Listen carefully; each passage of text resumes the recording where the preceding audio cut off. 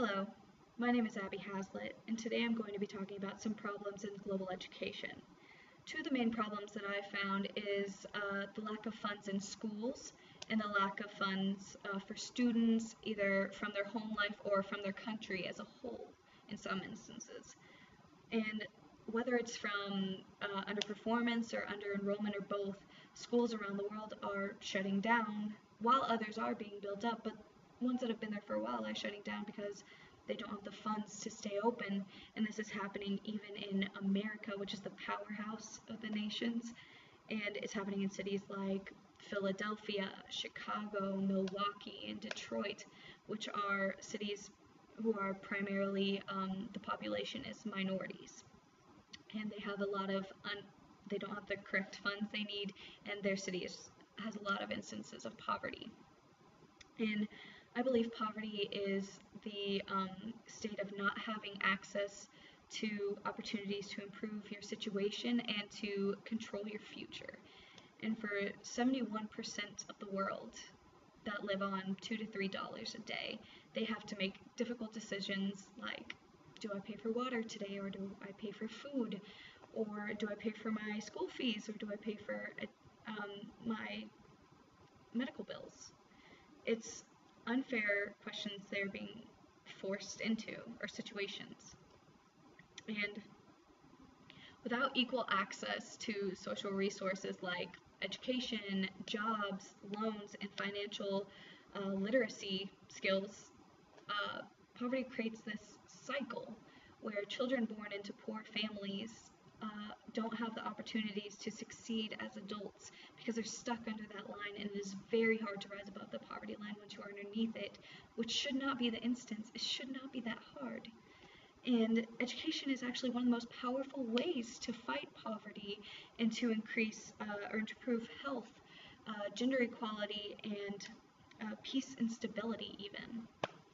And if students in low-income countries gain basic knowledge skills, studies have shown that 171 million people could be lifted out of poverty.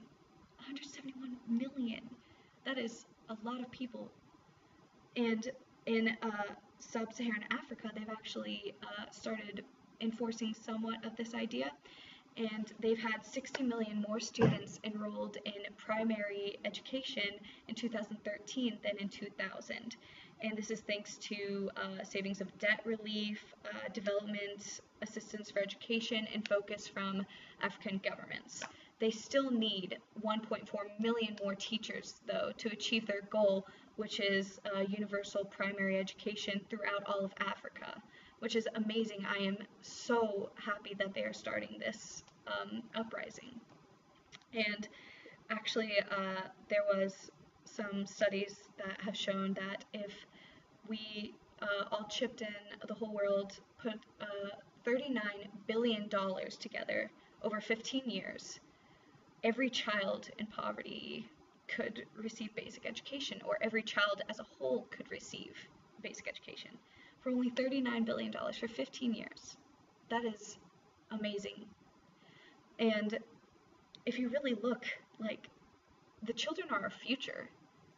I think no matter what amount of money it is needed, it's worth it to improve our future in the world and to make sure that our future is one of greatness and not of poverty and failure. So ways you can help is you can donate or you can sponsor children, and that you can do that through some organizations. I actually have 3 that you can look at: SaveTheChildren.org, WorldVision.org, and PencilsForPromise.org.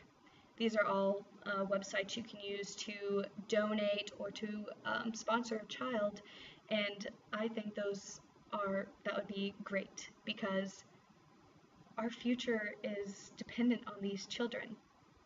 And so why not help them further their education and become better human beings?